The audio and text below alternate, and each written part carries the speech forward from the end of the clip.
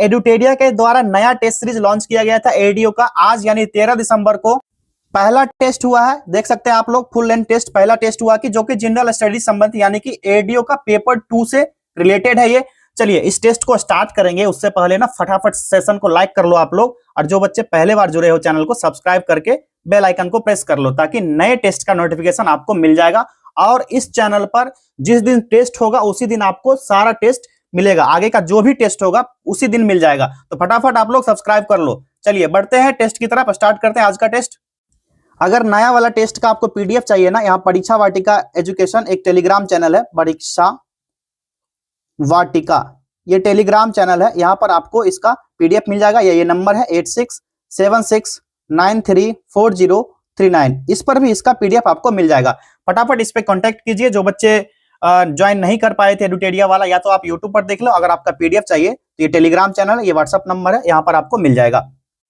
चलिए स्टार्ट करते हैं। पहले टेस्ट का पहला प्रश्न है, निम्नलिखित कथनों पर विचार करें। यहाँ पर पहला स्टेटमेंट है, दूसरा, तीसरा, उसके बाद कूट की तरफ आगे बढ़ेंगे। कहा जा रहा है कौन सा कथन सही है। यहाँ पर जो दिया गया है ना स्टेटमेंट, इसको देखिए। बांग्लादेश, चीन एवं पाकिस्तान से भारत के 5 राज्यों एवं केंद्र शासित प्रदेशों की सीमा लगती है। ये स्टेटमेंट सही है? नहीं, ये स्टेटमेंट बिल्कुल गलत दिया गया है, क्योंकि भारत और जो भूटान और म्यांमार से भारत के 4 राज्य अपनी सीमा साझा करते हैं, और त्रिपुरा जो होगा बांग्लादेश से घिरा हुआ है 3 तरफ से। ठीक है, तो ये स्टेटमेंट क्या है? गलत है। और भूटान म्यांमार के साथ 4 राज्य अपनी अपनी सीमा साझा करते हैं, ये मैंने बताया। ठीक है, ये तीसरा स्टेटमेंट जो है सही दिया गया है।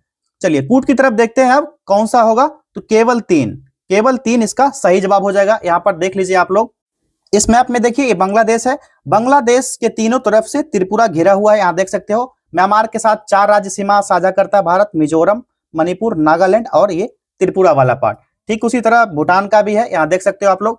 इधर हो गया पड़ोसी देश पाकिस्तान, अफगानिस्तान और नेपाल और चीन। ठीक है, चलिए बढ़ते अगले प्रश्न की तरफ।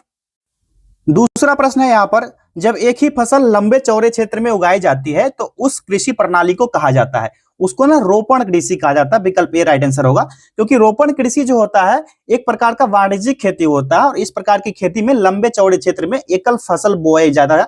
और रोपण कृषि में ना उद्योग और कृषि के बीच एक अंतरपृष्ठ होता है, इंटरफेस होता है। ऐसी कृषि व्यापक क्षेत्र में की जाती है जो अत्यधिक पूंजी और श्रमिकों की सहायता से की जाती है, और इसमें प्राप्त जो सारा उत्पादन होता है उद्योग में कच्चे माल के रूप में यूज किया जाता है। इसमें चाय का और क्या होगा, कॉफी, रबर की खेती होगी। ठीक है, रबर हो जाएगा, और गन्ना हो जाएगा, केला हो जाएगा। ये सभी ना रोपण कृषि के अंतर्गत आते हैं। चलिए नेक्स्ट क्वेश्चन देखिए। इस मृदा में ह्यूमस की मात्रा कम होती है, और इस मृदा में कर्नाटक, केरल और तमिलनाडु में चाय और कॉफी उगाई जाती है। यह विशेषता किस मिट्टी के संबंध में कहा जा रहा है? यह होगा लेटराइट मिट्टी। ठीक है, लेटराइट मिट्टी, विकल्प डी राइट आंसर होगा। लेटराइट मिट्टी जो है ना ग्रीक भाषा के लेटर शब्द से लिया गया है। कौन सा? लेटर शब्द से लेटराइट मिट्टी बना है। और इस मृदा का निर्माण उष्ण कटिबंधीय और उपोष्ण कटिबंधीय जलवायु क्षेत्र में आर्द्र और शुष्क ऋतु के बाद होता है। ठीक है, कौन सा? आर्द्र और शुष्क ऋतु के बाद होता है। चलिए अगला प्रश्न देखिए। निम्नलिखित कथनों पर विचार करें। यहाँ पर 3 स्टेटमेंट दिया गया है, उसके बाद देखना है कौन सा कथन सत्य है। सत्य कथन का चयन करने कहा जा रहा है। देखते हैं यहाँ पर। पहला, विशाखापत्तनम एक भू आबद्ध पत्तन है, राइट आंसर है। ठीक है, जो पारादीप पत्तन है कटक से 100 किलोमीटर दूर जो महानदी डेल्टा पर स्थित है, और इसको पोताश्रय का सबसे गहरा जो कि भारी पोतों के निपटान के लिए सर्वाधिक अनुकूल माना जाता है। ठीक है, दूसरा स्टेटमेंट यहाँ जो दिया गया है, चेन्नई पत्तन एक प्राकृतिक पत्तन है। चेन्नई, तो चेन्नई जो है ना पूर्वी तट पर एक स्थित जो है ये सबसे पुराने पत्तन में से है, और एक कृत्रिम पत्तन है। ठीक है, ये बनाया गया है, कृत्रिम है, ना कि प्राकृतिक है। तो ये वाला क्या हो गया? गलत हो गया। चेन्नई पत्तन का पोताश्रय सबसे गहरा है, ये अभी मैंने बताया था। ठीक है, चेन्नई पत्तन का सबसे गहरा है नहीं ना, तो ये भी हो गया, गलत हो गया। तो यहाँ पर राइट आंसर क्या होगा? केवल एक, पहला स्टेटमेंट सही था, केवल एक इसका सही जवाब हो जाएगा। चलो अगला देखते हैं, नेक्स्ट क्वेश्चन की तरफ बढ़ते हैं। क्वेश्चन नंबर 5 देखिए। वृहद ट्रंक मार्ग किसे कहा जाता है? इस प्रश्न का सही जवाब हो जाएगा उत्तरी अटलांटिक समुद्र मार्ग को। पहला विकल्प इसका सही जवाब है इसका। ठीक है, और ये मार्ग जो होगा ना औद्योगिक दृष्टि से विकसित हुआ है विश्व के 2 प्रदेश, एक तो उत्तर पूर्वी संयुक्त राज्य अमेरिका और दूसरा है यूरोप, इसको मिलता है ये।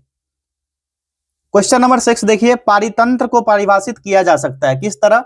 तो इसका सही जवाब होगा जीवधारियों का आपसी संबंध और पर्यावरण के बीच का संबंध इसमें रहते हैं। विकल्प बी इसका सही जवाब है। नेक्स्ट क्वेश्चन है, नदियों का उत्तर से दक्षिण की ओर का सही क्रम कौन सा है? इस प्रश्न का सही जवाब क्या होगा? देखो आप लोग, पहले तो हो जाएगा चेनाब, हो जाएगा उसके बाद रावी, फिर नर्मदा, फिर तापी, फिर कावेरी। विकल्प सी इसका सही जवाब हो जाएगा। जो चेनाब नदी है, चेनाब नदी का उद्गम स्थल क्या हो जाएगा? तो बारालाचा दर्रा। कहां पर?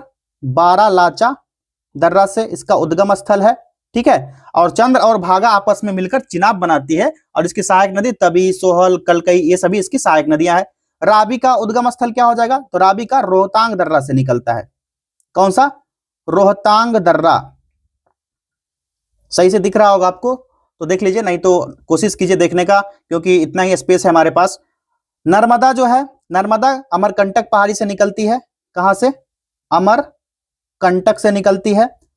तापी नदी कहां से निकलती है? तापी नदी का उद्गम स्थल सतपुरा पर्वत है, सतपुरा पर्वत से निकलती है। और कावेरी नदी का उद्गम स्थल क्या होगा? ब्रह्मगिरी पहाड़ी, ब्रह्मगिरी पहाड़ी। जिन्होंने ना सुपर 30 टेस्ट सीरीज ज्वाइन नहीं किया, जाइए सुपर 30 को ज्वाइन कीजिए। इस टेस्ट सीरीज में आपको ना 30 दिन में 30 टेस्ट करवाए जाएंगे, जिसमें कि बीपीएससी के 42 इंपॉर्टेंट टॉपिक को शामिल किया गया, जहां से सबसे अधिक बीपीएससी क्वेश्चन पूछता है। आप नीचे दिए गए नंबर पर व्हाट्सएप कर सकते हो या फिर कॉल भी कर सकते हो इस नंबर पर। अभी ऑफर चल रहा है 199 का, जाइए इसको ज्वाइन कीजिए। इसमें पहले पेपर से 5 टेस्ट, दूसरे पेपर से 15 टेस्ट और तीसरे पेपर से 10 टेस्ट करवाई जाएंगे, जिसमें 6 टेस्ट ही हुआ है अभी। आप लोग जाइए फटाक से ज्वाइन कीजिए, क्योंकि ये है सफलता वाला टेस्ट, इसको ज्वाइन करना आप लोग के लिए अनिवार्य है। चलिए नेक्स्ट क्वेश्चन देखिए, निम्न में से कौन सा कथन सत्य है? इसमें से कौन सा स्टेटमेंट राइट है, इसको सेलेक्ट करना है। तो हो जाएगा मृत सागर जो है इजराइल, जॉर्डन, वेस्ट बैंक यानी फिलिस्तीन की सीमा पर स्थित है। विकल्प सी इसका सही जवाब होगा। लवणता जो होगा 1000 ग्राम जल में मौजूद मात्रा की जो होती है, और महासागर की औसत लवणता कितनी होती है? ठीक है, 35। चलिए नेक्स्ट क्वेश्चन देखिए, निम्नलिखित सूचियों का सही मिलान कीजिए। एक तरफ मसाला दिया गया है, दूसरी तरफ शीर्ष उत्पादक राज्य दिए गए हैं, इसको मिलान कीजिए। केसर का उत्पादन भैया कहां? जम्मू कश्मीर। काली मिर्च कहां पे होता है? केरल में। तीसरा है हल्दी का उत्पादन सबसे अधिक महाराष्ट्र, और जीरा होता है राजस्थान में। 4 3 2 और 1, सीधे उल्टा हो गया। तो कौन सा होगा? 4 3 2 1, 4 3 2 और 1। विकल्प बी इसका सही जवाब हो गया। चलिए बढ़िए अगले प्रश्न की तरफ। चलिए इंग्लिश में भी दिया गया, इंग्लिश मीडियम वालों को दिक्कत नहीं आएगी, आप लोग पीडीएफ ले लेना। क्वेश्चन नंबर 10 देखिए, भू अस्थायी उपग्रह जियो स्टेशनरी सैटेलाइट के संबंध में कौन सा कथन सत्य नहीं है? यहां पर रॉन्ग पूछा जा रहा है। जो इसका कक्षीय वेग होता है ना 8 किलोमीटर सेंटीमीटर होता है, तो ये यहां पर जो है क्या है? सत्य कथन नहीं दिया गया। विकल्प सी इसका राइट आंसर होगा, क्योंकि इस भू अस्थायी उपग्रह जो होता है पश्चिम से पूर्व की ओर पृथ्वी की परिक्रमा करता है, और इसका परिक्रमण काल जो होता है पृथ्वी के परिक्रमण काल के बराबर होता है। और यह उपग्रह जो है पृथ्वी तल से लगभग 36,000 किलोमीटर की ऊंचाई पर रहकर पृथ्वी की परिक्रमा करता है। तो ये क्या दिया गया? 8 किलोमीटर पर सेकेंड होता है। तो ये जो है ना 3.1 किलोमीटर पर सेकेंड होता है, इसीलिए ये जो है ना रॉन्ग दिया गया। कितना? 3.1 किलोमीटर पर सेकेंड। तो विकल्प सी इसका करेक्ट आंसर होगा, क्योंकि कौन सा सत्य नहीं है पूछा जा रहा था। चलिए क्वेश्चन नंबर 11 देखिए, सरल सूक्ष्मदर्शी की आवर्धन क्षमता क्या होती है? ये कितनी होगी? ये होती है m = 1 + d/f होता है, ठीक है। जहां पर d कितना होता है? 25 सेंटीमीटर होता है, और f जो होता है क्या होता है? f जो होता है लेंस की फोकस दूरी कहलाती है, लेंस की फोकस दूरी होती है f। चलिए अगला प्रश्न देखिए, निम्नलिखित में से कौन सा कथन असत्य दिया गया है? असत्य कथन की पहचान करने कहा जा रहा है, तो राइट आंसर होगा यहां पर। पहले देख लेते हैं, नमी युक्त वायु का घनत्व शुष्क वायु के घनत्व से कम होता है, ये तो सही दिया गया बिल्कुल। दूसरा क्या है? शुष्क वायु की अपेक्षा नमी युक्त वायु में ध्वनि की चाल अधिक होती है, ये भी स्टेटमेंट सही है। तीसरा क्या कहा जा रहा है? आर्द्रता बढ़ने से ध्वनि की चाल बढ़ती है, और आर्द्रता घटने से ध्वनि की चाल घटती है, ये भी कथन असत्य दिया गया। तो सारे स्टेटमेंट तो सत्य दिए गए। यहाँ पर पूछा क्या जा रहा है? असत्य कथन की पहचान करें। तो भैया सारा का सारा यहाँ पर सही दिया गया है, तो कोई इसमें असत्य होगा नहीं ना। तो विकल्प डी इसका करेक्ट आंसर कीजिए, इनमें से कोई नहीं। चलिए आगे बढ़िए नेक्स्ट क्वेश्चन की तरफ। क्वेश्चन नंबर 13 देखिए, जब सूर्य की रोशनी बारिश की बूंदों पर पड़ती है तो इंद्रधनुष बनता है, ठीक है। इसके लिए निम्नलिखित में से कौन सी भौतिक घटनाएं जिम्मेदार है? 3 कथन दिए गए हैं, 1 2 और 3। कौन कौन सा जिम्मेवार होगा? तो इंद्रधनुष के निर्माण में ना परावर्तन, अपवर्तन, फैलाव और कुल आंतरिक परिवर्तन, ये सभी शामिल होंगे, तीनों के तीनों शामिल होंगे। इसीलिए इसका राइट आंसर क्या होगा बताओ आप लोग। 1 2 3 होना चाहिए, है ऑप्शन में। हाँ चलिए, विकल्प डी दिया गया है 1 2 और 3, तो विकल्प डी इसका राइट आंसर हो गया। चलिए बढ़ते हैं नेक्स्ट क्वेश्चन की तरफ।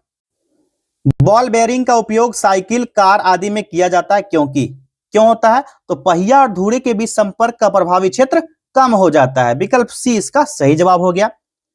चल भैया आगे देखो, क्वेश्चन नंबर 15। एक कार की गति 10 सेकंड में 20 किलोमीटर प्रति घंटा से 50 किलोमीटर प्रति घंटा तक बदलती है, तो इसका त्वरण क्या होगा, इसका एक्सेलरेशन क्या होगा, यह मान ज्ञात करना आपको।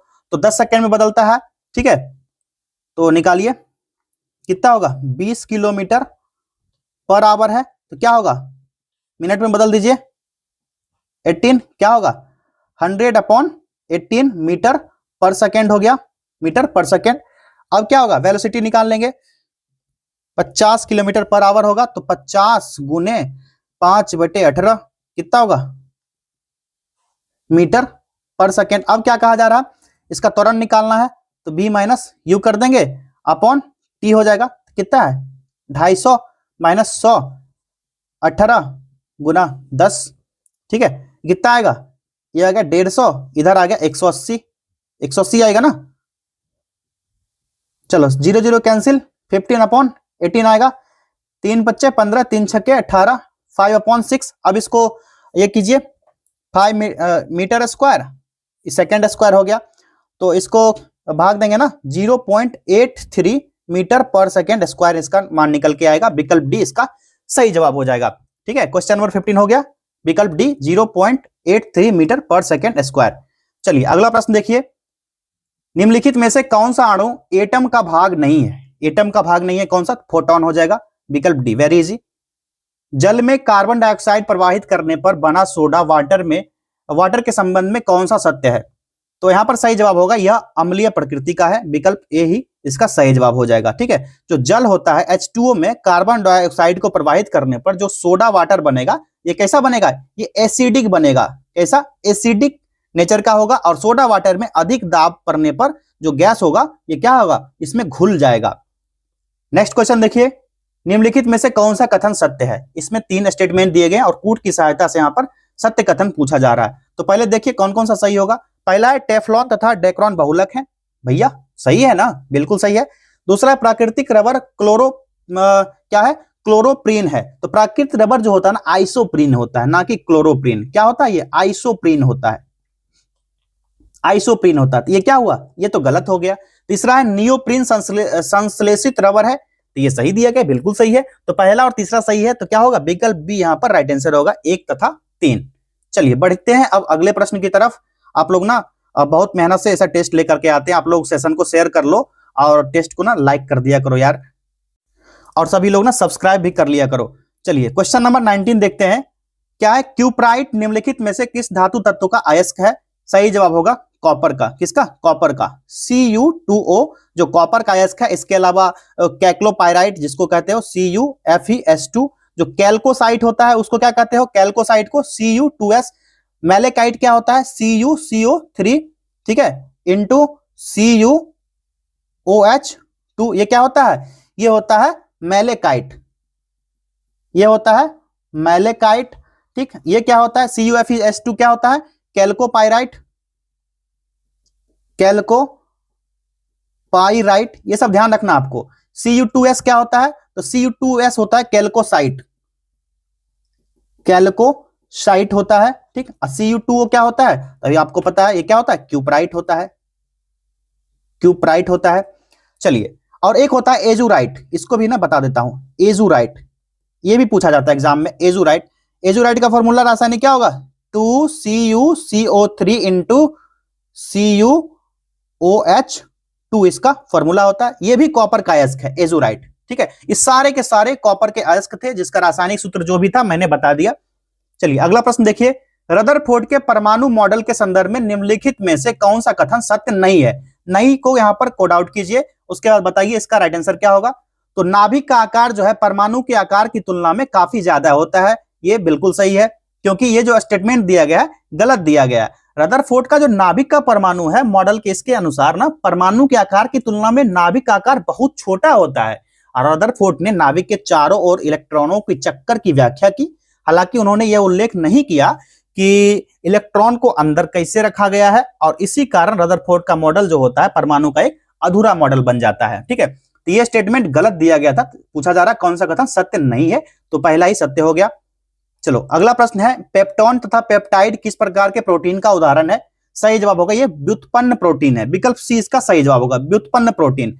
ठीक है, अगर बात किया जाए प्रोटीन 3 प्रकार के होते हैं, कौन कौन से होते हैं? तो एक होता है सरल प्रोटीन, दूसरा होता है संयुग्मी प्रोटीन, और तीसरा होता है व्युत्पन्न प्रोटीन। जो सरल प्रोटीन होते हैं तो ग्लोबुलियंस होता है, यहां पर लिख देता हूं सरल प्रोटीन कौन कौन से होंगे। एक तो होगा ग्लोबुलिन्स सरल प्रोटीन में, और इसी में होगा एक दूसरा है, उसका नाम है एल्ब्यूमिन्स। क्या चीज? एल्ब्यूमिन्स, ये होगा सरल प्रोटीन। संयुग्मी प्रोटीन क्या होगा? तो क्रोमोप्रोटीन, क्रोमोप्रोटीन, और इसी में दूसरा होगा ग्लाइकोप्रोटीन, ग्लाइकोप्रोटीन हो जाएगा। चलिए तीसरा व्युत्पन्न प्रोटीन, इसमें आएगा प्रोटियंस आ जाएगा। क्या आएगा? प्रोटियंस, और दूसरा इसमें हो जाएगा पेप्टोन। ठीक है, ये चीजें आपको ध्यान रखना है। अगला प्रश्न देखिए, अस्थि मज्जा में पाई जाने वाली कौन सी कोशिका शरीर के लिए मरम्मत प्रणाली के रूप में कार्य करती है? राइट आंसर होगा मूल कोशिकाएं। क्या? मूल कोशिकाएं, विकल्प डी। और मूल कोशिकाएं अवशिष्ट कोशिकाएं होती है जो विभाजित होकर 2 संतति कोशिकाएं बनाती है, जिसमें से एक स्टेम कोशिका बनती है। क्या? एक बनेगी स्टेम कोशिका, ये ध्यान रखना आपको। ठीक है, स्टेम कोशिका बनेगी, और दूसरी होगी विभेदित हो जाती है। और स्टेम कोशिकाओं को मुख्य स्रोत के रूप में भ्रूण और वयस्क उत्तक होता है, जिसको ना भ्रूण या वयस्क उत्तक के रूप में जाना जाता है, वयस्क उत्तक टिश्यू के रूप में जाना जाता है। और स्टेम कोशिकाओं को उनकी क्षमता के आधार पर कितने 3 भाग में बांटा गया है, 3 भाग में। अब स्टेम कोशिकाएं कितने होंगे? तो 3 तरह के होंगे। कौन कौन से होंगे? एक तो होंगे यूनिपोटेंट, यूनिपोटेंट कोशिकाएं। दूसरा क्या होगा? तो प्लूरिपोटेंट, दूसरा होगा प्लूरिपोटेंट। ये क्या आ गया भाई, इसको हटाओ। तीसरा क्या है? तीसरा होगा मल्टीपोटेंट, मल्टीपोटेंट कोशिकाएं। तो ये स्टेम कोशिकाओं के 3 प्रकार हो गए। ठीक है, सारा चीज ना एक एक चीज छोड़ना नहीं है, सारी चीज को ना इकट्ठा करना है, उसके बाद ही एग्जाम में बैठना है, छूटना नहीं चाहिए कुछ भी। चलिए अगला प्रश्न है, कोशिका झिल्ली की सुरक्षा और लाल रक्त कोशिकाओं यानी आरबीसी के निर्माण के लिए एक प्रमुख आवश्यक लिपोफिलिक वसा में घुलनशील विटामिन कौन सा है? ये कौन सा होगा? सही जवाब होगा विटामिन ई हो जाएगा, विटामिन ई हो जाएगा। अब विटामिन ई क्या है? एक पोषक तत्व है जो प्रजनन, रक्त और मस्तिष्क और त्वचा के स्वास्थ्य के लिए अति महत्वपूर्ण होता है। सभी विटामिन और उसके रासायनिक नाम के बारे में चर्चा किया था, एक टेस्ट हुआ था, एडुटेरिया का ही टेस्ट था, उसमें मैंने बताया था विटामिन ए से लेकर के विटामिन के तक, और उसके रासायनिक नाम भी मैंने बताए थे। ठीक है, चलिए एक बार फिर से दिखा देता हूं मैं आपको, आप लोग स्क्रीनशॉट ले लेना सारे विटामिन के रासायनिक नाम का। यहाँ पर आप देख सकते हो, एक तरफ विटामिन दिया गया, दूसरी तरफ उसके रासायनिक नाम दिए गए। विटामिन ए का रेटिनॉल होगा, विटामिन बी1 का थायमिन, विटामिन बी2 का राइबोफ्लोविन, विटामिन बी3 का नियासिन, विटामिन बी5 का पेंटोथेनिक एसिड, विटामिन बी6 का नाम होगा रासायनिक क्या? पायरिडॉक्सिन, विटामिन बी7 का बायोटीन, विटामिन बी9 का फोलिक एसिड। उसके बाद आएगा विटामिन बी12 साइनोकोबालामिन, यही क्वेश्चन पूछा गया था जिसमें मैंने ये सारा बताया था पिछले टेस्ट में। विटामिन डी का क्या होगा? कैल्सीफेरॉल, और विटामिन ई का होगा टोकोफेरॉल, और विटामिन के का फाइलोक्लोविनोन हो जाएगा। ये सारा ना एक बार स्क्रीनशॉट ले लेना आप लोग, या फिर ये वीडियो का एक क्लिप काट लेना, या फिर याद कर लेना आप लोग। चलिए बढ़ते हैं नेक्स्ट क्वेश्चन की तरफ।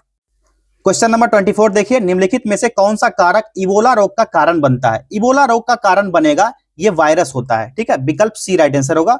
और इबोला वायरस में 6 प्रजाति की पहचान की गई है। ठीक है, इसमें इबोला वायरस जो है इसमें 6 प्रजाति की पहचान हुई। पहला प्रजाति जिसको जैरे कहा जाता है, क्या जैरे कहा जाता है। दूसरे प्रजाति का नाम है बुंडी बुग्गो, नाम भी बड़ा खतरनाक है, बुंडी बुग्गो इसका नाम है।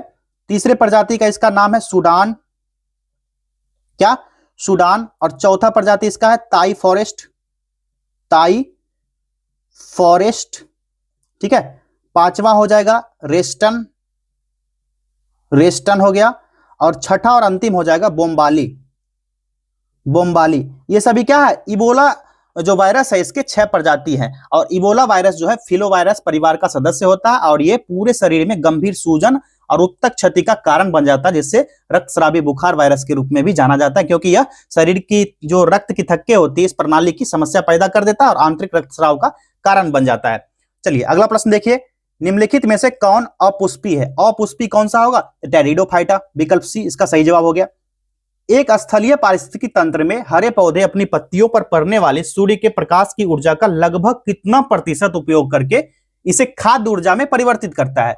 इसका सही जवाब हो जाएगा हमारा विकल्प 1%। ठीक है, जो एक स्थलीय पारिस्थितिकी तंत्र में ना हरे पौधे अपनी पत्ती पर पड़ने वाले सूर्य प्रकाश की ऊर्जा का लगभग 1% उपयोग करता है और इसे खाद्य ऊर्जा में परिवर्तित कर देगा। ठीक है, और क्लोरोफिल का रासायनिक सूत्र क्या होता है? C55H72O5N4Mg होता है। ये ना एक एग्जाम में पूछा गया था, क्लोरोफिल का रासायनिक सूत्र। चलिए अगला प्रश्न देखिए, पुष्प का कौन सा भाग स्त्री केसर के शीर्ष पर चिपचिपी सतह है जो पराग को फंसाकर रखता है? ये कौन होगा? वर्तिकाग्र होगा, विकल्प बी होगा वर्तिकाग्र। और परागन की क्रिया के दौरान पराग जो होता है नर भागों से मादा भागों में चला जाता है जहां स्टिग्मा पाया जाता है। क्या चीज? स्टिग्मा पाया जाता है जहां पराग अंकुरित होता है। चलिए अगला प्रश्न देखिए, जोरों के बाद मौजूद द्रव जो जोरों की गति को आसान बनाता है क्या कहलाता है? इसको कहा जाएगा सिनोवियल, सिनोवियल कहा जाएगा, विकल्प डी होगा सिनोवियल। और ऐसे जोरों का उदाहरण अगर ले लो, जैसे बाल हो गया, पिवट जोर हो गया, यहां लिख दूं मैं,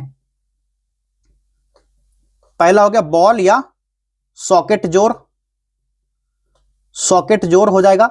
दूसरा क्या हो जाएगा? पिवट जोर, सब में ना जोर लगाते जाना आप लोग। तीसरा क्या हो जाएगा? ग्लाइडिंग जोर, ग्लाइडिंग जोर हो जाएगा। चौथा हो जाएगा हिंज जोर और पांचवा हो जाएगा सैंडल जोर, सैंडल जोर। ठीक है, ऐसे जोर का उदाहरण यही 5 हो सकते हैं। चलिए बढ़ते हैं नेक्स्ट क्वेश्चन की तरफ।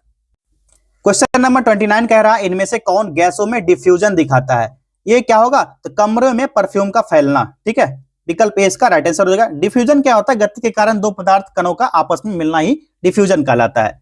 अगला प्रश्न है, ऑर्गेनेल को उसके काम से मिलाए। एक तरफ कॉलम ए, दूसरी तरफ कॉलम बी दिया गया, इसको मिलान करना है, उसके बाद यहाँ पर पुट की सहायता से सही उत्तर चूज कर लेना है। चलिए मिलान करते हैं। जो माइटोकॉन्ड्रिया होता है क्या होता है? ये सेल का पावर हाउस कहलाता है। राइबोसोम क्या कहलाएगा? Protein synthesis. और न्यूक्लियस जो होता है सेल का कंट्रोल सेंटर होता है। क्या होगा? इसका राइट आंसर हो जाएगा 3, 1 और 2। 3, 1 और 2 कौन सा भैया? तो 3, 1 और 2 पहला ही हो गया, विकल्प ए इसका सही जवाब हो गया। अगला है सौंदरानंद किसकी रचना है? ये रचना होगी अश्वघोष की। किसकी? अश्वघोष की रचना है। और अश्वघोष जो है कुषाण शासक कनिष्क के राजकवि थे, उनकी रचनाएं और भी बात की जाए जैसे सौंदरानंद हो गया, एक बुद्ध चरित है, बुद्ध चरित भी जो है ना ये इन्हीं की रचना है। किसकी? अश्वघोष की रचना है। ये दोनों रचनाएं जो है सौंदरानंद और बुद्ध चरित अश्वघोष की रचनाएं हैं। अगला प्रश्न है, निम्नलिखित में से किसने प्रसिद्ध कुतुब मीनार के निर्माण में योगदान नहीं दिया था? यहां नहीं को कोड आउट कीजिए और बताइए किन्होंने नहीं दिया था। तो ये गयासुद्दीन तुगलक, विकल्प डी इसका सही जवाब हो जाएगा। और कुतुब मीनार का निर्माण जो है गुलाम वंश के संस्थापक कुतुबुद्दीन ऐबक ने किया था। इल्तुतमिश के काल में 1220 ईस्वी में इसका निर्माण कार्य कंप्लीट हुआ था। और फिरोज शाह तुगलक ने शासन, इन्हीं के शासनकाल में जो है टूटी हुई मंजिल को ठीक किया गया और उसके ऊपर एक और मंजिल जोड़ा गया था कुतुब मीनार में। किसके? ये हुआ था फिरोज शाह तुगलक के शासनकाल में। एक और मंजिल जोड़ी गई, एक और मंजिल जोड़ी गई। किसमें? कुतुब मीनार में। ठीक है, ये ध्यान रखना सारा फैक्ट्स। चलिए क्वेश्चन नंबर 33 देखिए, विश्व का पहला गणतंत्र वैशाली किसके द्वारा स्थापित किया गया? लिच्छवी, विकल्प बी। सिख धर्म के पवित्र ग्रंथ आदि ग्रंथ का संकलन कब किया गया था? 1604 ईस्वी में किया गया था सिख के 5वें गुरु अर्जुन देव के द्वारा, अर्जुन देव के द्वारा। और गुरु अर्जुन देव को जहांगीर द्वारा मृत्युदंड यानी फांसी दे दिया गया था। जहांगीर ने फांसी की सजा सुना दी थी। और सिख धर्म की स्थापना कब हुई थी? तो 15वीं शताब्दी में इसकी स्थापना हुई थी सिख धर्म की। ठीक है, चलिए आप आगे क्वेश्चन नंबर 35 की तरफ बढ़ते हैं। प्रथम जैन सभा का आयोजन किस स्थान पर किया गया था? राइट आंसर होगा पाटलिपुत्र, विकल्प बी। ठीक है, 310 ईसा पूर्व में पाटलिपुत्र में। और इसकी अध्यक्षता किसने की थी? स्थूलभद्र ने, स्थूलभद्र ने इस बौद्ध संगीति की जैन सभा की अध्यक्षता की थी। और पहला जनसभा में जैन धर्म ग्रंथ को 12 अंग में बांटा गया। कितना? 12 अंग कहिए, अवयव कहिए, इसमें बांट दिया गया। और दूसरा जैन सभा कब हुआ था, सेकेंड अगर पूछा जाए तो कब हुआ था, सेकेंड हुआ था 512 ईस्वी में। कहां हुआ था, तो बल्लभी में। बल्लभी कहां है, तो बल्लभी है गुजरात में, ठीक है। और इसकी अध्यक्षता जो है देवर्षि क्षमा श्रवण ने किया था, उनका नाम था देवर्षि क्षमा श्रवण, इनका नाम था, इन्होंने इसकी अध्यक्षता की थी। चलिए क्वेश्चन नंबर 36 देखिए, अष्टप्रधान मंत्रिपरिषद किस शासक के शासनकाल से संबंधित थी। राइट आंसर इसका हो जाएगा विकल्प सी, शिवाजी के शासनकाल में अष्टप्रधान का व्यवस्था था। जिसमें अष्टप्रधान कौन कौन से होते थे अभी बताता हूं आपको। ये थे शिवाजी के अष्टप्रधान, जिसमें पहला था पेशवा, जो कि प्रधानमंत्री राजा के बाद सबसे महत्वपूर्ण हुआ करता था। दूसरा था अमात्य, अमात्य न वित्त मंत्री था।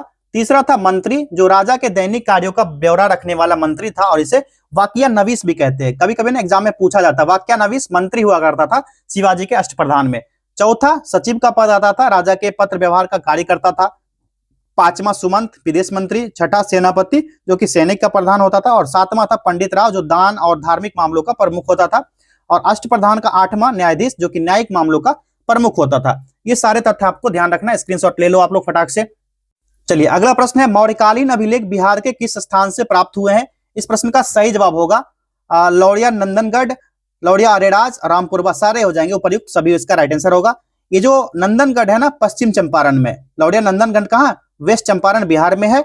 और लौरिया अरेराज कहां है, अरेराज है ये है ईस्ट चंपारण, ठीक है, पूर्वी चंपारण में है। और रामपुरवा जो है ये कहां है, ये भी वेस्ट चंपारण में है। इन सारे स्थान से ये प्राप्त हुए हैं। और पूर्व ऐतिहासिक युग से ना मुंगेर हो गया, चिरांद, चेचर, मनेर और सोनपुर से ताम्र प्रस्तर वस्तुएं मृदान प्राप्त हुए हैं। और बराबर की गुफाएं जैसे कि राजगीर हो गया, नालंदा, पाटलिपुत्र और विक्रमशिला से भी ये प्राप्त हुए हैं। चलिए अगला प्रश्न देखिए, क्वेश्चन नंबर 38, भारतीय स्वतंत्रता संग्राम से संबंधित निम्नलिखित घटनाओं में सबसे पहले कौन सा घटा है, इसको देखना है। सबसे पहले इसका डेट देख लेंगे, अपने आप पता चल जाएगा कौन सा होगा। गांधी इरविन समझौता कब हुआ था, तो भाई ये हुआ था 5 मार्च 1931 को हुआ था, ठीक है। दूसरा है पूना समझौता, ये कब हुआ था, तो पूना समझौता जो हुआ था ये हुआ था 24 सितंबर 1932 को। भगत सिंह को फांसी कब दी गई थी, तो 23 मार्च 1931 को फांसी हुई, ठीक है। भारतीय राष्ट्रीय कांग्रेस का कराची अधिवेशन कब हुआ था, तो यह हुआ था 26 से लेकर के 31 मार्च 1931 को ये हुआ था। अब क्या कहा जा रहा, सबसे पहले कौन घटा बता दो आप लोग। 1931 में ये हुआ था, 1932 वाला नहीं होगा, ये हुआ था 5 मार्च। डेट देखिए 23 मार्च और 26, तो ये तो नहीं होगा, 23 मार्च ये भी नहीं होगा, 5 मार्च का घटना पहला होगा, तो पहला इसका राइट आंसर हो गया गांधी इरविन समझौता, सबसे पहले घटा था। अगला प्रश्न है, इंडियन वार ऑफ इंडिपेंडेंस 1857 के लेखक कौन है। यह है वीडी सावरकर, विकल्प सी इसका राइट आंसर होगा। और इस पुस्तक में 1857 की क्रांति को प्रथम स्वतंत्रता संग्राम कहा गया है, इसी में, ठीक है। 1857 की क्रांति को प्रथम स्वतंत्रता संग्राम कहा गया है, क्वेश्चन पूछा जाता है। चलिए नेक्स्ट क्वेश्चन है, निम्नलिखित में से किस अधिनियम द्वारा पहली बार गवर्नर जनरल की परिषद के विधायी एवं प्रशासनिक कार्यों को अलग कर दिया गया। ये 1853 का ना चार्टर अधिनियम था, पहला इसका राइट आंसर हो गया। नेक्स्ट क्वेश्चन है, निम्नलिखित में से भारत का प्रथम वायसराय कौन था। यह था लॉर्ड कैनिंग, 1856 से 62 तक रहा था, अंतिम जब गवर्नर जनरल भी था और पहला वायसराय था। इसी समय 1857 का विद्रोह हुआ था, याद होगा आपको। वह प्रथा जिसके तहत किसान स्वयं भूमि का मालिक होता था और सरकार को भू राजस्व के भुगतान के लिए जिम्मेदार माना जाता था। यह कौन सा था, यह था रैयतवारी प्रथा था। और किसान जो है स्वयं का भूमि मालिक होता था और सरकार को जो है भू राजस्व के भुगतान के लिए जिम्मेदार माना जाता था। जो अलेक्जेंडर रीड था ना, अलेक्जेंडर रीड, इसने ना मद्रास प्रेसिडेंसी में सबसे पहले 1792 में तमिलनाडु के 12 महल क्षेत्र में रैयतवारी शुरू किया था, ठीक है। कहां पर, तमिलनाडु के जो क्षेत्र थे 12 महल क्षेत्र 1792 में यहीं पर शुरू किया था इसने, कौन सा, रैयतवारी प्रथा, रैयतवारी व्यवस्था इसी ने लागू किया था। बड़ा खचरा था ये। चलिए 1921 का मोपला विद्रोह कहां हुआ था, तो इसका राइट आंसर होगा केरल में, ठीक है।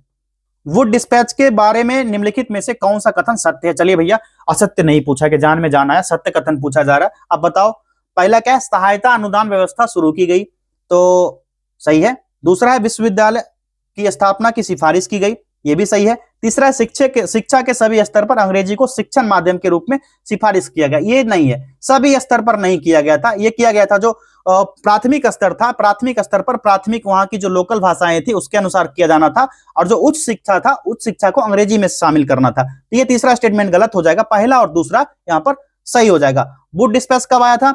1854 में, याद होगा आपको।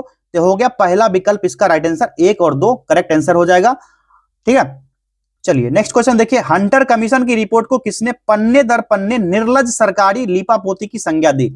ये दिया गया था, गांधी जी ने कहा था इस चीज को। क्यों कहा था? तो गांधी जी ने जलियांवाला बाग हत्याकांड की जांच करने वाले हंटर कमीशन की रिपोर्ट को ये वर्ड कह के बहुत आलोचना किया। और 13 अप्रैल जो हुआ था, 13 अप्रैल 1919 ईस्वी को, याद होगा आपको ये डेट, अमृतसर में जलियांवाला बाग में हत्याकांड हुआ था, जिसमें धराधर गोलियां चला दी निहत्थे लोगों पर, जो कि बहुत ही निर्दोष थे, उन पर गोलियां चलाई गई। और जलियांवाला बाग हत्याकांड के विरोध में गांधी जी ने केसरे हिंद की उपाधि वापस कर दी थी। ठीक है, रविंद्रनाथ टैगोर ने नाइटहुड की उपाधि कब वापस की, ये आप लोग को कमेंट करना है। चलिए क्वेश्चन नंबर 46 देखिए। निम्नलिखित नेताओं में से किसने द्वितीय गोलमेज सम्मेलन में भाग नहीं लिया था? ये बताइए कौन थे? तो डॉक्टर राजेंद्र प्रसाद, विकल्प डी राइट आंसर होगा। दूसरा गोलमेज सम्मेलन कब से कब तक? 7 सितंबर से लेकर के 1 दिसंबर 1931 को हुआ था, और महात्मा गांधी ने कांग्रेस के प्रतिनिधि के रूप में इसमें भाग लिया था। नेक्स्ट क्वेश्चन है देखिए, इसका राइट आंसर क्या? डॉक्टर राजेंद्र प्रसाद हो गया ना। चलिए अगला प्रश्न है, खिलाफत आंदोलन की शुरुआत के पीछे निम्नलिखित में से कौन सा मुख्य कारण था? इसका राइट आंसर हो जाएगा विकल्प ए, कांग्रेस द्वारा खलीफा पर बहुत सख्त संधि थोपना था, विकल्प ए राइट आंसर हो जाएगा। और 17 अक्टूबर 1919 ईस्वी को समूचे देश में खिलाफत दिवस मनाया जाता है। और खिलाफत आंदोलन जो कि 1919 में हुआ था, शौकत अली और मोहम्मद अली से संबंधित थे। अली बंधु, इनको अली बंधु के नाम से जाना जाता है। कौन कौन? एक थे शौकत अली और दूसरे का नाम था मोहम्मद अली। ठीक है, मोहम्मद अली, इन्हीं को अली बंधु के नाम से जाना जाता है। चलिए अगला प्रश्न है, बिहार में सर्वप्रथम कौन सी यूरोपीय कंपनी आई थी? राइट आंसर होगा पुर्तगाली सबसे पहले आया था, और पटना में सोरा का खेती, सोरा बेचना शुरू किया, सूती वस्त्र। ठीक है, पटना में सोरा सूती वस्त्र हो गया। चीनी मिट्टी का बर्तन, चीनी मिट्टी का बर्तन, ये सभी इसी ने शुरू किया था। निम्नलिखित में से कौन अपनी राजधानी मुर्शिदाबाद से मुंगेर स्थानांतरित की थी? मीर कासिम ने। किसने? मीर कासिम ने। दिल्ली से दौलताबाद किसने स्थानांतरित किया था? कमेंट करना आप लोग। पिछले वीडियो में मैंने बोला था, बहुत बच्चे कमेंट नहीं कर पाए थे, आज कमेंट कर लेना आप लोग। निम्नलिखित में से कौन सा विद्रोह दमन ए कोह के क्षेत्र से संबंधित है? ये संथाल विद्रोह हो जाएगा। 1855-56 में हुआ था। कहां पर? यह हुआ था भागलपुर के राजमहल पहाड़ी क्षेत्र में। ठीक है, भागलपुर का जो राजमहल पहाड़ी का क्षेत्र है, यहीं पर हुआ था ये संथाल विद्रोह, जिसे दामन ए कोह के नाम से जाना जाता है। इसका नेतृत्व किसने किया था? सिद्धू कान्हू ने किया था। एक सिद्धू, एक कान्हू इसका नाम था, और एक थे चांद और भैरव, ये 4 लोग थे इसमें शामिल। किसमें? संथाल विद्रोह में। चलिए अगला प्रश्न देखते हैं। अब अगला प्रश्न है, बिहार में अब तक कितनी बार राष्ट्रपति शासन लगाया गया है? राइट आंसर होगा 8 बार बिहार में राष्ट्रपति शासन लगाया गया। कब कब लगाया गया 8 बार? पहले तो लगाया गया था 1968 में, ये ईयर याद रखना आपको। दूसरी बार लगा 1969 में। तीसरी बार कब लगा था? 1972 में। चौथा बार राष्ट्रपति शासन लगा 1977। पांचवा बार 1980। छठा बार कब लगा था? 1995। सातवां, आठवां बताइए? 1999 और 2005। ये 8 बार बिहार में राष्ट्रपति शासन अब तक लग चुका है। अगला प्रश्न है, बिहार परिषद अध्यक्ष अपना इस्तीफा किसे सौंपता है? जिला मजिस्ट्रेट को, विकल्प इसका राइट आंसर होगा। जो बिहार पंचायत राज अधिनियम 2006 है, इसी के अकॉर्डिंग ये राइट आंसर होगा, जिला मजिस्ट्रेट को। चलिए मिलान करना है सूची को, एक सूची को दूसरे सूची से, उसके बाद कूट की सहायता से सही उत्तर का चयन करना है। चलिए, एक तरफ प्रावधान दिया गया है, दूसरे तरफ अनुच्छेद दिए गए। कौन सा प्रावधान किस अनुच्छेद से संबंधित है यह बताना है आपको। पहला क्या है? सुप्रीम कोर्ट में अपील के लिए विशेष इजाजत, यह संबंधित किससे है? आर्टिकल 136 से। यह हो गया चौथा। चलिए दूसरा क्या है? सुप्रीम कोर्ट का अभिलेख क्या है? न्यायालय होना। तो ये जो एसएलपी है, ये जो है ना, ये होता है आर्टिकल 129 से। दूसरा हो गया, तो दूसरा का दूसरा ही हो गया। चलिए, सुप्रीम कोर्ट के तदर्थ न्यायाधीश की नियुक्ति किसके साथ होती है? तो ये आर्टिकल 127 के तहत होती है, यानी कि पहला। ठीक है, पहला हो गया। चलिए अगला क्या है, सुप्रीम कोर्ट के प्रारंभिक क्षेत्राधिकार आते हैं, ये आर्टिकल 131 ये हो गया, तीसरा हो गया, क्या हो गया 4, 2, 1 और 3 इसका राइट आंसर होगा। देखते हैं अब कूट को, 4, 2, 1 और 3 था ना, 4, 2, 1 और 3 भैया, विकल्प सी 4, 2, 1 और 3 इसका राइट आंसर हो गया। चलिए क्वेश्चन नंबर 54, भारतीय संविधान के किस भाग में केंद्र सरकार का प्रावधान है, बताओ कौन सा होगा। तो सही जवाब इसका निकल के आएगा भाग 5। कौन, भाग 5, आर्टिकल 52 से लेकर के 151 तक संघ के शासन के संबंध में उपबंध किया गया है। और इसके अंतर्गत क्या क्या आएगा, संघ की कार्यपालिका, विधायिका, इन सब का विस्तृत रूप से चर्चा किया गया। भाग 6 क्या है, तो भाग 6 जो है स्टेट गवर्नमेंट से संबंधित है, ठीक। भाग 7 में क्या है, इसको निरस्त कर दिया गया और 7वां संविधान संशोधन 1956 द्वारा। भाग 7 जो है टाटा बाय बाय। भाग 8 क्या है, तो इसमें ना संघ राज्य क्षेत्र के संबंध में प्रावधान है और वर्तमान में भारतीय संविधान में कुल कितने भाग हैं, कुल 22 भाग का उल्लेख किया गया है। ये सारा फैक्ट्स आपको याद रखना है। नेक्स्ट क्वेश्चन है, वित्त आयोग में शामिल है, इसमें कौन कौन शामिल होंगे, एक अध्यक्ष और 4 सदस्य। राइट आंसर विकल्प बी। पंचायती राज संस्थाओं से जुड़ी निम्नलिखित समितियों पर विचार कीजिए, 4 समिति दी गई है, कूट की सहायता से इसका राइट आंसर चूज करना है। इसमें ना ईयर के हिसाब से कहा जा रहा है, पहला क्या है, LM सिंघवी समिति, ये कब आया था, 1986 का है। अशोक मेहता समिति 1977 का। GBK राव समिति ये है 1985 का। और अगला है बलवंत राय मेहता समिति, ये होगा 1957। तो सबसे पहले देखिए कौन सा होगा, सबसे पहले तो यही हो गया, ठीक है, डी हो गया, सबसे पहले डी वाला पहले आएगा। तो डी वाला पहले आएगा तो कौन कौन से में, देखिए ए में क्या है, डी नहीं आया, इसमें आ रहा है, और डी में यह नहीं आया, तो डी पहला ये हो गया, ठीक। अब देखिए 1957 के बाद सबसे पहले कौन सा आएगा, 1977 आएगा ना, दूसरे स्थान पर 1977 आएगा, यानी बी आएगा। तो बी इसमें है, बी इसमें भी है, ये दोनों में से दोनों हो सकता है। तीसरा क्या है, 1985, फिर 1985, फिर 86, सी और ए, विकल्प सी इसका राइट आंसर हो गया, डी, बी, सी और ए, ठीक है। तीसरा ये होगा, चौथा ये हो गया। चलिए अगला प्रश्न देखिए, भारतीय संविधान में अल्पसंख्यकों को किस आधार पर परिभाषित किया गया है, भाषाई और धार्मिक आधार पर परिभाषित किया गया है, विकल्प सी इसका सही जवाब होगा। जो आर्टिकल 30 क्लॉज 1 है, इसमें धार्मिक और भाषाई अल्पसंख्यक को शैक्षणिक संस्थान स्थापित करने और उनका संचालन करने का अधिकार मिला है। और आर्टिकल 29 जो होता है, इसमें विशिष्ट भाषा, लिपि और संस्कृति वाले नागरिकों को किसी भी वर्ग के सांस्कृतिक और शैक्षिक अधिकारों की रक्षा देता है, जिसमें धार्मिक और भाषाई दोनों समूह शामिल होंगे। चलिए क्वेश्चन नंबर 58 देखिए, निम्नलिखित में से कौन सबसे कम अवधि के लिए राष्ट्रपति रहे थे, ये कौन थे, इनका नाम है डॉक्टर जाकिर हुसैन। विकल्प ए 13 मई से लेकर 13 मई 1967 से 3 मई 1969, 2 ही साल तक इनका शासनकाल था। अगला है, स्वतंत्र भारत में प्रथम विधि आयोग के अध्यक्ष कौन थे, करेक्ट आंसर होगा MC सीतलवाड़, विकल्प डी इसका राइट आंसर होगा, सीतलवाड़ थे। 1955 ईस्वी में भारत के तत्कालीन अटॉर्नी जनरल जो थे MC सीतलवाड़, इसी की अध्यक्षता में गठित किया गया था क्या, पहला विधि आयोग। कब किया गया था, 1955 में। अगला प्रश्न है, राज्य सरकार के संवैधानिक प्रमुख राज्यपाल को निम्न शक्तियों संबंधी अधिकार प्रदत्त किए गए, कैसे, तो इसमें विधायिका हो गया और न्यायपालिका हो जाएगा, कार्यपालिका, सारे हो जाएंगे, विकल्प डी इसका राइट आंसर हो जाएगा। जो राज्यपाल की नियुक्ति राष्ट्रपति द्वारा की जाती है और राज्यपाल का कार्यकाल कितना, 5 वर्ष का होगा, किंतु वह राष्ट्रपति के प्रसाद पर्यंत ही पद धारण करता है, ठीक है। और राज्यपाल की नियुक्ति संबंधी शर्तों में क्या है, 35 वर्ष का आयु होना चाहिए और इंडियन सिटीजन होना चाहिए, भारत का नागरिक होना चाहिए। चलिए बढ़ते हैं नेक्स्ट क्वेश्चन की तरफ। अगला प्रश्न है क्वेश्चन नंबर 61, निम्नलिखित कथनों पर विचार करिए और कूट दिया गया है सत्य कथन का चयन कीजिए। दोनों स्टेटमेंट पढ़िए, देखिए उसके बाद कौन सा सही है। गोरवाला समिति की संस्तुति के फलस्वरूप भारतीय स्टेट बैंक की स्थापना हुई, सही है। 6 वाणिज्यिक बैंकों का राष्ट्रीयकरण 15 अप्रैल 1980 को हुआ था, यह भी सही दिया गया है, ठीक है। जो अखिल भारतीय ग्रामीण ऋण सर्वेक्षण समिति था, ऑल इंडिया रूरल क्रेडिट सर्वे कमेटी, जिसे गोरवाला समिति के नाम से भी जाना जाता है, इसी ने ना इंपीरियल बैंक ऑफ इंडिया को एक सरकारी स्वामित्व वाले बैंक में बदलने की सिफारिश की थी।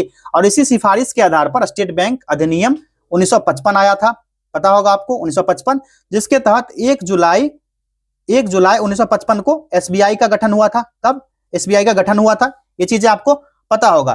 तो यहाँ पर दोनों स्टेटमेंट सही दिए गए हैं, तो राइट आंसर क्या हो जाएगा, 1 और 2 दोनों, विकल्प सी इसका सही जवाब है। चलिए क्वेश्चन नंबर 62 देखिए, निम्न उपायों में से कौन सा भारतीय भुगतान संतुलन स्थिति को सुधारने में सक्षम नहीं है, नहीं पूछा जा रहा, तो ये हो जाएगा निर्यातों पर अधिक कर लगाना। जो आयात प्रतिस्थापन नीति को बढ़ावा देता है और रुपयों का अवमूल्यन और आयातों पर अधिक कर लगाता है। अभी भारत का $1 जो है ना 90 पार कर गया था, 90 पार हो गया था। भाई सोचो, अब कुछ ज्यादा नहीं बोलना है इस पे।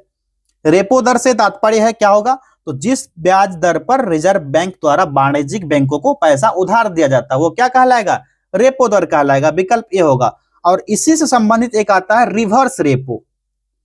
रिवर्स रेपो, रिवर्स रेपो क्या होगा भाई, तो अल्पकालीन अवधि के लिए आरबीआई द्वारा कमर्शियल बैंकों से जिस ब्याज दर पर नकदी प्राप्त किया जाता है उसको क्या कहा जाएगा, रिवर्स रेपो दर। ठीक है, एक बार फिर से, अल्पकालीन अवधि के लिए आरबीआई द्वारा कमर्शियल बैंक से जिस ब्याज दर पर नकदी प्राप्त किया जाएगा, नगद प्राप्त किया जाएगा, उसको रिवर्स रेपो रेट कहा जाता है।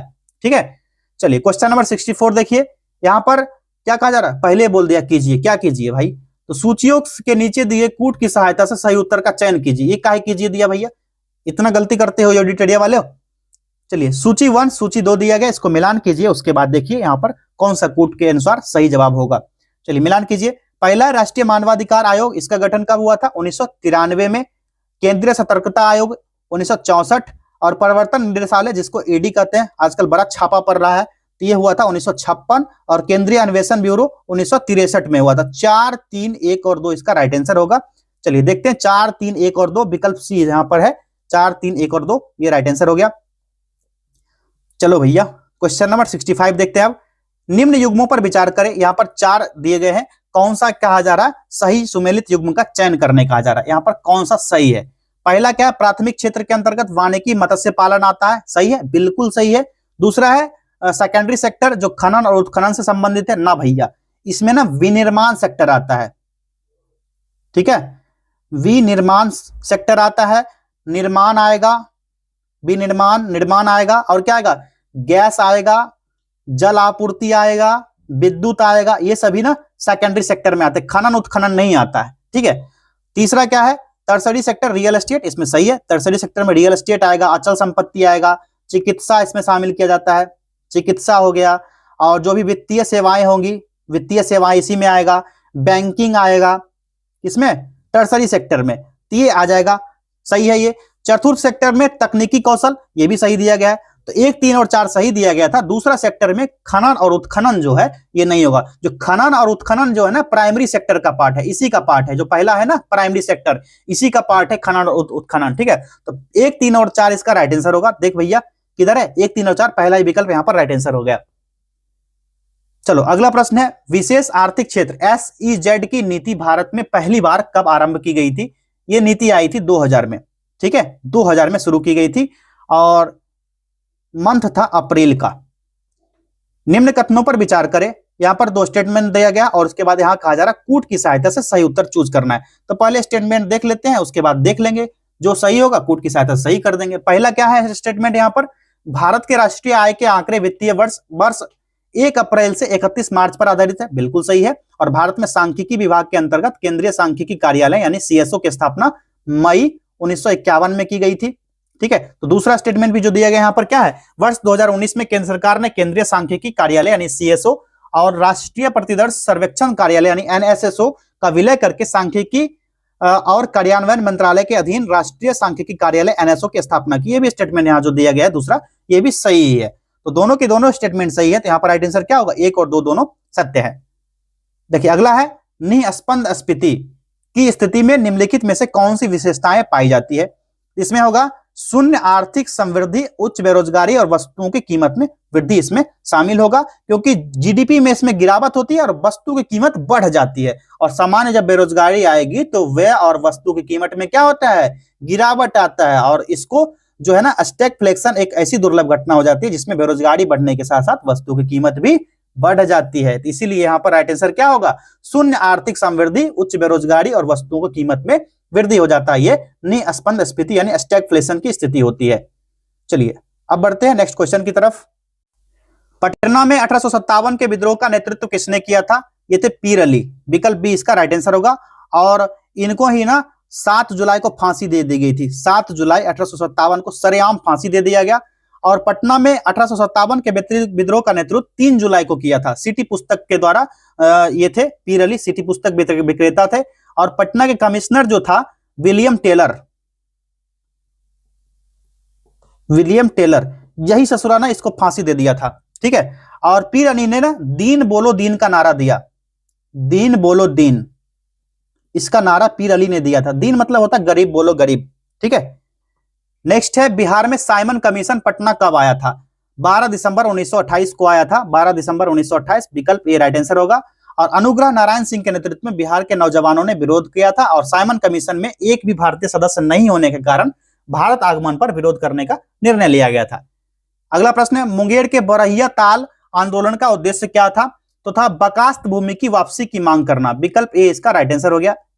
बिहार कांग्रेस सोशलिस्ट पार्टी की स्थापना कब हुई थी? यह हुआ था 1934 ईस्वी में, विकल्प डी राइट आंसर है, जिसमें जयप्रकाश नारायण और फुलेना प्रसाद वर्मा को इसका मुख्य श्रेय दिया जाता है। इसके अध्यक्ष कौन थे? तो श्री नरेंद्र देव थे, इसके अध्यक्ष बने थे श्री नरेंद्र देव। अगला प्रश्न है, बिहार के प्रथम कांग्रेस मंत्रिमंडल का गठन 1937 में किसके नेतृत्व में हुआ था? श्री कृष्ण सिंह के नेतृत्व में, विकल्प बी इसका राइट आंसर होगा। कब हुआ था?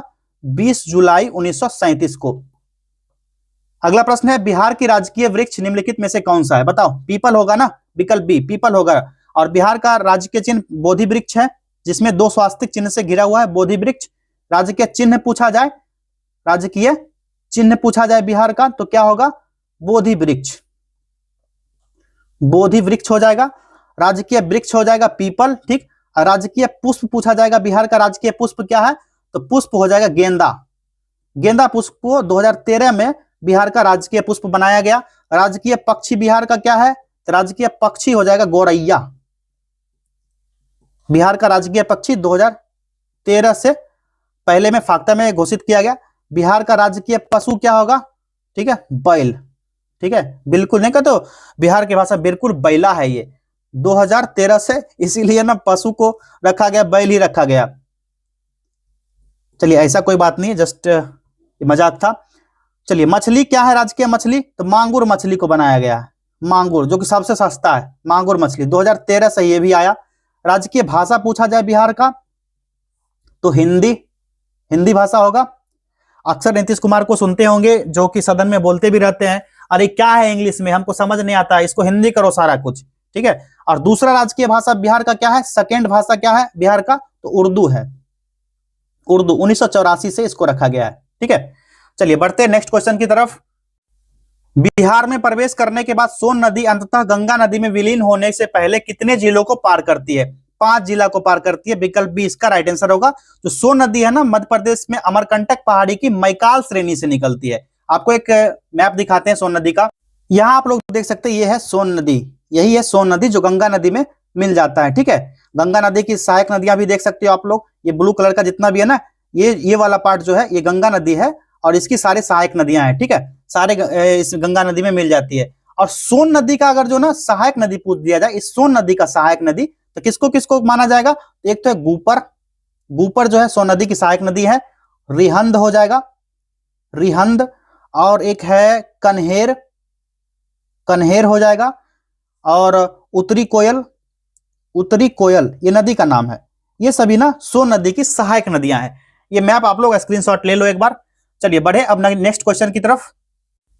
निम्नलिखित का मिलान करें। सूची 1 जहां पर बिहार की नदियां दी गई, दूसरे सूची में संगम बिंदु गंगा के साथ दिया गया है, इसको मिलान करना है। पहला करमनासा नदी जो है चौसा नदी से मिलती है। बूढ़ी गंडक जो है खगड़िया, गंडक जो है ये क्या होगा? सोनपुर। और कोसी जो होगा कुर्सेला हो जाएगा।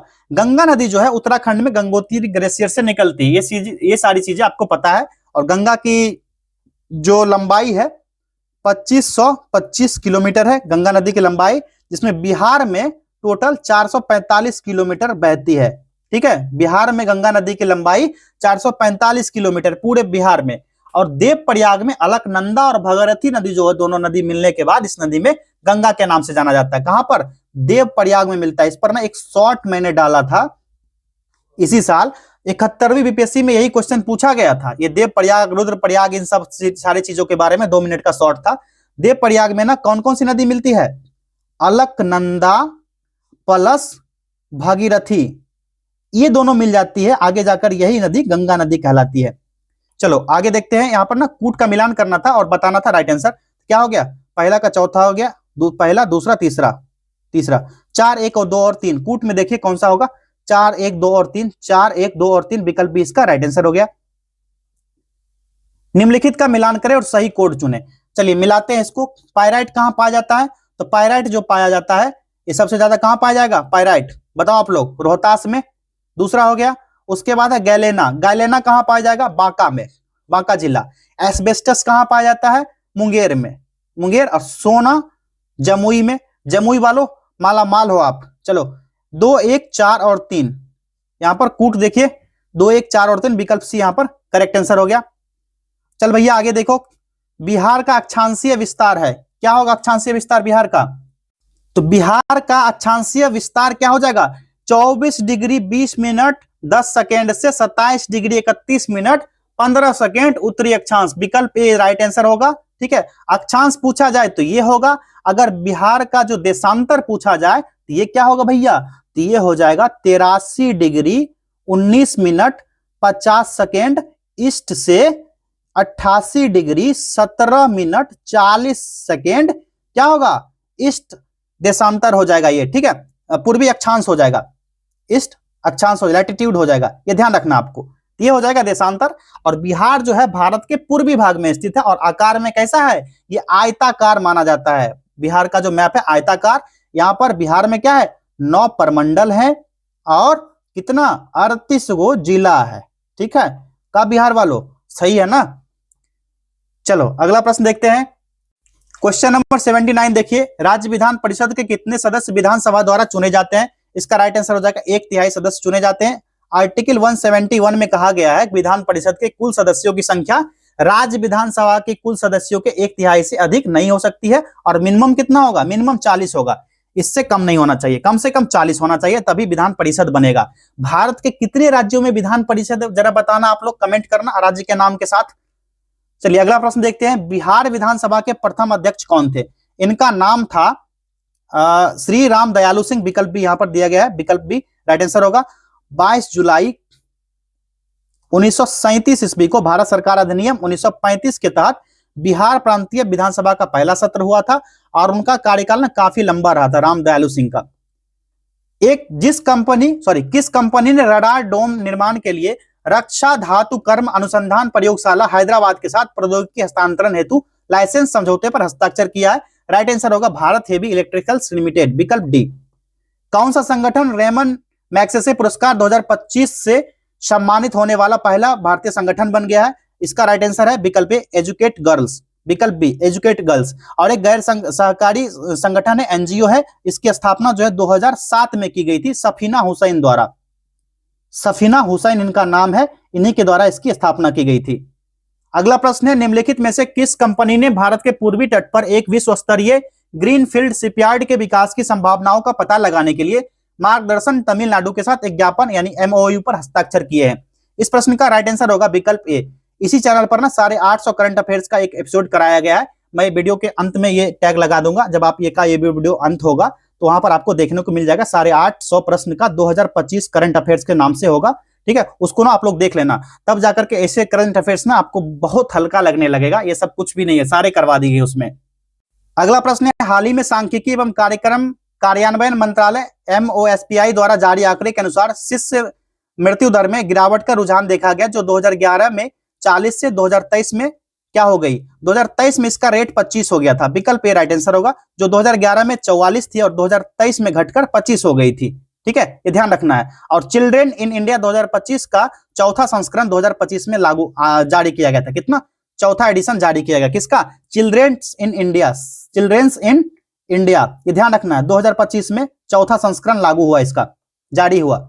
हाल ही में निम्नलिखित में से किसने रक्षा लेखा महानियंत्रक CGDA का पदभार ग्रहण किया है? इनका नाम है विश्वजीत सहाय, विश्वजीत सहाय। ये जो है ना 1990 बैच के IAS अधिकारी रह चुके थे रक्षा लेखा सेवा में। हाल ही में निम्नलिखित में से कौन भारत का 90वां शतरंज ग्रैंड मास्टर बन गया है? यह है, इनका नाम है इलमपर्थी अवल पुंडुरई रवि कुमार, विकल्प सी।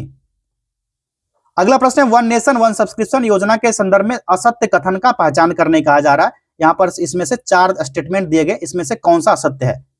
चलिए अब बताइए इसमें से कौन सा असत्य है। तो पहला, इसे स्टूडेंट और रिसर्च पर एक डिजिटल पोर्टल के जरिए अंतरराष्ट्रीय जर्नल्स तक आसानी से पहुंच सकते हैं, ये सही दिया गया है। ठीक है। और दूसरा है इसका संचालन सूचना और पुस्तकालय के नेटवर्क से करेगा, जो विश्वविद्यालय अनुदान आयोग यूजीसी के अंतर्गत आता है, ये भी सही है। वन नेशन वन सब्सक्रिप्शन योजना के तहत 3 साल की अवधि के लिए 6000 करोड़ रुपए का बजट आवंटित किया गया है, ये भी स्टेटमेंट सही देगा। सारा का सारा जब सही है तो गलत क्या है, कुछ भी नहीं है, उपरोक्त में से कोई नहीं, विकल्प डी इसका सही जवाब हो जाएगा। किस मंत्रालय ने वर्ष 2025 को सुधार वर्ष के रूप में घोषित किया है, ये हो जाएगा, कौन सा होगा बताओ आप लोग, कौन सा मंत्रालय, रक्षा मंत्रालय हो जाएगा, विकल्प डी यहां पर राइट आंसर है। चर्चा में रहा विलो नामक एक अत्याधुनिक क्वांटम कंप्यूटिंग चिप किसके द्वारा विकसित किया गया है, ये किया गया है किसके द्वारा, गूगल के द्वारा, विकल्प सी सही जवाब है। 38वें राष्ट्रीय खेलों का आयोजन कहां किया गया था, यह हुआ था उत्तराखंड में, विकल्प डी राइट आंसर है। 28 जनवरी से लेकर के कब से 14 फरवरी 2025 को आयोजन हुआ था इसका, ध्यान रखना आपको ये डेट। कौन कौन से देशों को संयुक्त राष्ट्र के अस्थायी सदस्य के रूप में वर्ष 2025-26 कार्यकाल के लिए चुना गया, इसका राइट आंसर होगा पाकिस्तान, पनामा, सोमालिया, सारे हो जाएंगे, ठीक है। इसमें 4 देश शामिल थे, एक डेनमार्क भी था, उसका भी नाम लिख ही लीजिए आप लोग, एक डेनमार्क भी था। ये सारा करंट अफेयर्स में करवा दिया गया, उसमें 850 प्रश्न जो है ना, 3 घंटे का एपिसोड है, उसको जाकर के आप लोग देख लेना। सुपर 30 वाले तो देख ही रहे हैं, सुपर 30 जिन्होंने ज्वाइन नहीं किया आप लोग सुपर 30 भी ज्वाइन कर लेना। बाकी ये कंटेंट ना यूट्यूब पर फ्री में अवेलेबल है, आप लोग जाकर देख सकते हो। और एडीओ का कोई भी प्लेलिस्ट आप खोल लेना, उसमें ये वीडियो मिल जाएगा आपको। नासा के जेम्स वेब स्पेस टेलीस्कोप ने पृथ्वी के बड़े एक एक्सोप्लैनेट का पता लगाया जो रहने योग्य क्षेत्र में स्थित है, जिसमें जीवन सहायक परिस्थितियां होने की संभावना है। इस एक्सोप्लैनेट का नाम क्या है, इसका नाम क्या है ये बताओ आप लोग, क्या नाम है, तो K2-18b नाम है इसका, K2-18b, विकल्प डी सही जवाब है इसका। चलिए आगे बढ़ते हैं नेक्स्ट क्वेश्चन की तरफ। युवा कार्यक्रम और खेल मंत्रालय के द्वारा जारी खेल पुरस्कारों के संदर्भ में निम्नलिखित कथनों पर विचार कीजिए। यहां पर जो दिया गया 3 स्टेटमेंट दिया गया, उसके बाद देखेंगे कूट की सहायता से इसका करेक्ट आंसर देख लेंगे। पहले देखिए तीनों स्टेटमेंट को। पहला, गुकेश डी को शतरंज के लिए मेजर ध्यानचंद खेल रत्न पुरस्कार 2024 से सम्मानित किया गया, सही है, बिल्कुल सही है। श्री मुरलीकांत राजाराम पेटकर जी को अर्जुन पुरस्कार आजीवन श्रेणी से सम्मानित किया, यह भी सही है। तीसरा है, सुश्री मनु भाकर जी को ओलंपिक्स में निशानेबाजी में 2 पदक जीतने के लिए अर्जुन पुरस्कार से सम्मानित किया गया, ये सही है। मनु भाकर थे किससे खिलाड़ी थे, ये निशानेबाजी के खिलाड़ी थे। और ये स्टेटमेंट जो है ना गलत दिया गया है, ठीक है, ये जो है स्टेटमेंट गलत है। तो यहां पर पहला और दूसरा स्टेटमेंट सही था ना। अब देखते हैं कूट, पहला है 1 और 2, यहीं पे पहले ही राइट आंसर हो गया। पद्म पुरस्कार 2025 के बारे में असत्य कथन का चयन करने कहा जा रहा है, यहां पर कौन सा असत्य है, तो यह होगा विकल्प सी। पद्म पुरस्कार 2025 में 25 महिला और 13 व्यक्तियों को मरणोपरांत दिया गया। 18वीं वन स्थिति रिपोर्ट 2023 के अनुसार सत्य कथनों को चुने, इसमें से कौन सा राइट आंसर होगा बताओ आप लोग फटाक से, ये होगा कौन सा, तो पहला है वन स्थिति रिपोर्ट 2023 के अनुसार भारत का वनावरण 7,15,343 वर्ग किलोमीटर है, सही है। क्षेत्रफल के अनुसार सर्वाधिक वनावरण वाले राज्य मध्य प्रदेश, अरुणाचल प्रदेश, छत्तीसगढ़ है, ये भी सही है। तीसरा है, वन स्थिति रिपोर्ट 2023 के अनुसार कुल भौगोलिक क्षेत्रफल का 21.76% है, ये भी सही, सारे के सारे सही हो गए, उपर्युक्त में से सभी कथन सत्य हैं। नेक्स्ट क्वेश्चन है, बिहार बजट 2025-26 बिहार सरकार द्वारा विधानसभा में कब प्रस्तुत किया गया, 3 मार्च 2025 को। बिहार आर्थिक सर्वेक्षण 2024-25 के अनुसार देश में सबसे तेजी से विकास करने वाला राज्यों में बिहार का स्थान कौन सा है, तो ये स्थान जो है बिहार का दूसरा स्थान है। अगला प्रश्न है, वन स्थिति रिपोर्ट 2023 के अनुसार बिहार में वृक्षावरण सहित कुल वनावरण क्षेत्र वर्ग किलोमीटर में कितना होगा, ये राइट आंसर है 99,02,066 वर्ग किलोमीटर, विकल्प सी। बिहार में गंडक नदी के किनारे राज्य का पहला घड़ियाल अभयारण्य का निर्माण किस जिला में किया गया, सही जवाब है गोपालगंज, विकल्प ए। आखिरी प्रश्न है, गणतंत्र दिवस समारोह के अवसर पर 8 वर्ष बाद बिहार की झांकी निकाली गई, इस झांकी में घोड़ा कटोरा जलाशय में स्थित भगवान बुद्ध की मूर्ति को दिखाया गया है। घोड़ा कटोरा जलाशय कहां पर है, आज सुबह जो टेस्ट हुआ था उसमें भी ये बताया गया था, विकल्प इसका राइट आंसर हो गया। चलिए सारे टेस्ट के क्वेश्चन खत्म हो गए, 100 प्रश्न थे, 100 प्रश्न हम लोगों ने कर लिया। आप लोग ये बताओ कि आपके कितने प्रश्न सही हुए थे। मिलेंगे नेक्स्ट टेस्ट में, बहुत बहुत धन्यवाद। तब तक आप लोग चैनल को सब्सक्राइब करके ना बेल आइकन को दबा लेना, ताकि नए टेस्ट का नोटिफिकेशन मिल पाएगा आपको।